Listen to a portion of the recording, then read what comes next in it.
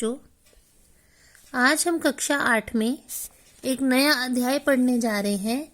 अध्याय नंबर 6, समास, कंपाउंड। अब आपको इसके बारे में थोड़ी जानकारी दे दूं कि जो समास है वो दो शब्दों को मिलाकर एक नया शब्द बनता है। इससे पहले हमने संधि में भी यही कार्य किया था, लेकिन आप सबको ये बात ध्यान में रखनी है कि संधि जो होती है वो ध्वनियों का मेल होती है। दो ध्वनियां मिलकर आपस में नया शब्द का निर्माण करती हैं, उससे जो परिवर्तन होता है तो नए शब्द का निर्माण होता है। लेकिन समास में दो अलग अलग शब्द जो हैं वो जुड़कर आपस में एक नया शब्द बनाते हैं, उसे समास कहते हैं। ठीक है, फिर से बता दूं कि संधि जो है वो ध्वनियों का मेल है, ध्वनियों का जोड़ है, लेकिन समास जो है वो पूरे पूरे शब्दों का मेल है, जोड़ है, और दोनों से ही नए शब्द की उत्पत्ति होती है। अब हम समास की बात करें, उदाहरण से शुरू करते हैं। रसोई के लिए घर। ठीक है, रसोई के लिए घर, रसोई घर। यहाँ हम शब्दों की जगह एक वाक्य को भी ले सकते हैं। ठीक है, विद्या के लिए आलय। आलय बोलते हैं घर को, आलय का अर्थ होता है घर। तो एक शब्द हो गया विद्या और दूसरा शब्द हो गया आलय, तो दो शब्द मिलकर क्या बन गए? विद्यालय। तीसरा है तुलसी द्वारा किया। किया गया, रचा गया। तो एक तो तुलसी शब्द है, दूसरा करने का शब्द है, तो ये दो शब्दों का जो काम है वो मिल गया, तो ये बन गया तुलसी कृत। जैसे हम वाक्यांश के लिए एक शब्द बनाते हैं ना, कुछ ऐसा ही है समास भी। 10 मुख वाला। ठीक है, एक तो आ गया इसमें शब्द 10 और दूसरा शब्द है मुख। ठीक है, तो इन दोनों शब्दों को मिलाकर ये बना दशानन। लेकिन दशानन कौन है? 10 मुख वाला कौन है? रावण। इसके दो अर्थ निकले। एक तो इसका शाब्दिक अर्थ निकला दशानन, दश आनन। आनन का अर्थ होता है मुख, तो 10 मुख यानी दशानन। और दशानन है कौन? 10 मुख वाला रावण। तो ये को दूसरा अर्थ निकल गया। अब 3 रंगों का समाहार। समाहार होता है मिलाप, या इसको कह दें कि 3 अंकों का संतुलन, 3 रंगों का संतुलन। तो 3 रंग भारतीय तिरंगे में है। ठीक है, तो 3 रंगों का समाहार यानी तिरंगा। अब है वीणा है जिसके हाथ में। जिसके हाथ में वीणा है वो सरस्वती है, हमें पता है, लेकिन हमने शब्दों के अनुसार इसका वाक्यांश बनाना है। वीणा और हाथ। हाथ को बोलते हैं पानी, आपने पर्यायवाची में पढ़ा होगा, अनेक पर्यायवाची शब्दों में। तो वीणा है जिसके हाथ में, वीणा पानी यानी सरस्वती। इसके दो अर्थ निकले, यहाँ पे एक दिख रहा है आपको, लेकिन दो अर्थ निकले। एक तो वीणा पानी जिसके हाथ में वीणा है, दूसरा सरस्वती। तो इस तरह दो शब्दों को या शब्दों के अर्थ के हिसाब से जो एक नया शब्द हम बनाते हैं वो हमारा समास कहलाता है। जिस प्रकार उपसर्ग तथा प्रत्यय की प्रक्रिया से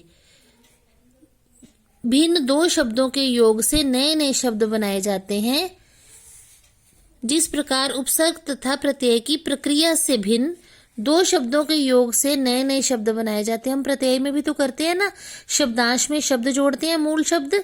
तो अगर पहले आरंभ में जोड़े तो वो हमारा उपसर्ग बन जाता है, और मूल शब्द के अंत में अगर हम शब्दांश जोड़े तो वो प्रत्यय बन जाता है। तो दो शब्दों के योग से नए शब्द बनाए जाते हैं। उसी प्रकार समास द्वारा भी नए शब्दों की रचना होती है। मैंने आपको संधि की भी एग्जाम्पल दी है। मैंने आपको संधि की एग्जाम्पल इसलिए दी है क्योंकि दोनों में ही शब्द नया बनता है और परिवर्तन होता है योग से, मेल से। लेकिन हमने ध्यान रखना है कि शब्दों के मेल से बनता है समास और ध्वनियों के मेल से बनती है संधि। और उपसर्ग तथा प्रत्यय का इसमें यह है कि उपसर्ग तथा प्रत्यय में हम मूल शब्द में शब्दांश जोड़ते हैं, पूरा शब्द नहीं जोड़ते, लेकिन समास में हम दो शब्द जोड़ते हैं।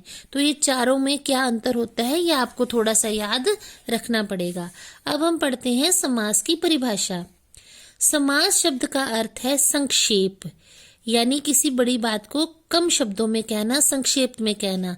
दो शब्दों को जोड़कर उनके विभक्ति चिन्ह का लोप करके। विभक्ति चिन्ह कौन से होते हैं? जैसे ये रसोई के लिए, अब के लिए का लोप कर दिया हमने, यानी लोप करना यानी हटा देना, छुपा देना, तो बन गया रसोई घर, है ना।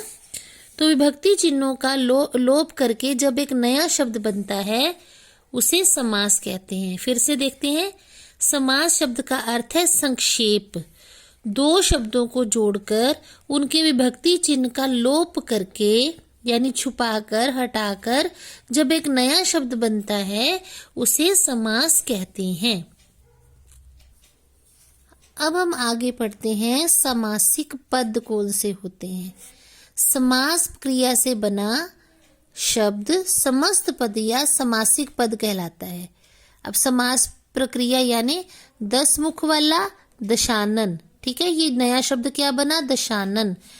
तो इससे जो बना शब्द है समस्त पद या समासिक पद कहलाता है, जैसे रसोई घर और विद्यालय। ऊपर हमने इसके उदाहरण देखे थे, रसोई घर और विद्यालय, ठीक है, ये इसको कहेंगे समस्त पद। समासिक पद के दो भेद होते हैं, पूर्व पद और उत्तर पद। समासिक पद या समस्त पद को दो भागों में हम बांट सकते हैं, पूर्व पद और उत्तर पद। पूर्व होता है पहला, पहले वाला, और उत्तर होता है उसके बाद वाला, ठीक है। अब जैसे समासिक पद में पहले भाग को पूर्व पद कहा जाता है तथा दूसरे भाग को उत्तर पद कहते हैं। जैसे देवालय, अब ये देवालय ये हमारा समासिक पद है, ये कि समस्त पदों को जोड़कर हमने एक नया पद बनाया, समासिक पद या समस्त पद, ठीक है। अब इसमें दो शब्द आए, पूर्व पद, पहला शब्द क्या है, देव, दूसरा इसमें क्या जोड़ा गया, आले। तो देव हमारा होगा पूर्व पद और आले होगा हमारा उत्तर पद, ठीक है। ऐसे ही अगला शब्द देखते हैं, ग्रंथकार। इसमें दो शब्दों का योग है, ग्रंथ प्लस कार, ग्रंथ घनकार। तो ये है ग्रंथ धनकार का, ग्रंथ पूर्व पद है, पहला शब्द है ग्रंथ, ग्रंथ पहले आया है, और कार उत्तर पद है क्योंकि कार जो है ग्रंथ के बाद आया है, बाद वाला शब्द उत्तर पद कहलाता है। उसके बाद है पीतांबर। इसमें दो शब्दों का योग है, पीत प्लस अंबर, पीत धन अंबर। पीत का अर्थ होता है पीला और अंबर होता है वस्त्र, ये दो शब्दों से मिलके बना है पीतांबर। अब इसमें पहला शब्द है पीत, ठीक है, ये पहले आया है, ये बन गया हमारा पूर्व पद, और अंबर जो है वो पीत के बाद में आया है, उसके आगे वाला शब्द है, तो ये बनेगा उत्तर पद। देखिए, पीत जो है पूर्व पद है और अंबर जो है उत्तर पद है। अंबर बोलते हैं कपड़े को, कपड़े का पर्यायवाची है, ये आपने पर्यायवाची में पढ़ा होगा। अब अगली बात हम देखते हैं, आगे क्या आता है, समास विग्रह, ठीक है। पहले थे समासिक पद, यानी हमने वाक्यांश के लिए दो शब्दों के लिए कुछ शब्दों का लोप करके एक शब्द बनाया, दो शब्दों को मिलाकर, तो वो बना समासिक पद। अब है समास विग्रह। विग्रह होता है किसी चीज को अलग अलग करना, समस्त पद का अर्थ स्पष्ट करने के लिए अलग अलग करना समास विग्रह कहलाता है। जब हम समस्त पद को दो शब्दों में बांट देते हैं, जैसे देव, देव प्लस आले, देव और आले में बांट दिया समस्त पद को, तो ये इसका कहलाएगा समास विग्रह। विग्रह यानी अलग करना, अलग करके स्पष्ट करना, ठीक है। अब देखिए, समस्त पद हमारे पास ये सामने 3 दिखाई दे रहे हैं, जलधारा, आजीवन, लंबोदर, ये समस्त पद हैं, ठीक है। हमने दो शब्दों के मेल से या किसी वाक्यांश का अर्थ करके उसको एक नाम दिया है, जलधारा। अब इसमें जो दो शब्द अलग अलग करेंगे, पूर्व पद और उत्तर पद को अलग करेंगे, जल प्लस धारा, ठीक है। तो ये हमारा समास विग्रह आ गया, जल की धारा। इसका अर्थ क्या हुआ, अर्थ के आधार पर हम अलग करते हैं, जल की धारा, जल की धारा, ठीक है। इसका अर्थ निकलेगा आजीवन, मतलब जीवन भर, जन्म से लेकर मृत्यु तक, जीवन भर।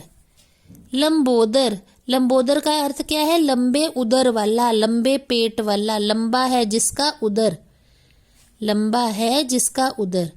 तो ये हमारे होते हैं समास विग्रह, यानी अर्थ के आधार पर अगर हम कहें कि हमने समस्त पद बनाना है तो हमारे पास शब्द होगा लंबा है जिसका उदर, तो हम इसका एक शब्द बनाएंगे, समास बनाएंगे तो क्या बनेगा, लंबोदर। और जब हम लंबोदर शब्द को अर्थ के आधार पर एक्सप्लेन करेंगे, स्पष्ट करेंगे, तो वो बन जाएगा समास विग्रह। ऐसे ही जीवन भर शब्द के लिए हमने एक शब्द बनाया, हमारा समास बना आजीवन, ये बन गया समस्त पद। लेकिन जब हमारे सामने समस्त पद आजीवन है और हम उसको विग्रह करके उसके अर्थ स्पष्ट करने के लिए उसका हम विग्रह करते हैं, तो हम उसका उत्तर क्या बताएंगे, आजीवन का अर्थ क्या है, जीवन भर। बात समझ में आ गई ना। ये दोनों एक दूसरे के उलट हैं, विलोम हैं। जब हम समास समझाने के लिए किसी अर्थ को किसी एक शब्द में बांधते हैं तब वो समस्त पद हो जाता है, और समस्त पद का अर्थ जानने के लिए जब हम उसको स्पष्ट करते हैं दोनों शब्दों को अलग करके, तो वो बन जाता है समास विग्रह। ठीक है ना। अब जैसे अगर हमारे पास एक शब्द आया जल, एक वाक्यांश आया जल की धारा को क्या कहते हैं, जल की धारा क्या कहलाती है, तो इसका समस्त पद क्या बनेगा, जलधारा।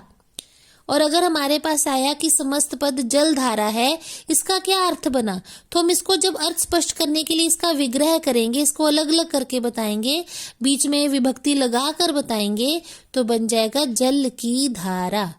उम्मीद है आपको ये बात समझ में आई होगी। आज का हम ये पाठ यहीं तक करते हैं ताकि आप इस वीडियो को एक दो बार दोबारा सुनकर समास क्या होता है, समस्त पद क्या होते हैं, समास विग्रह क्या होता है, इसके बारे में पूरी बात समझ लें। आज इतना ही। धन्यवाद।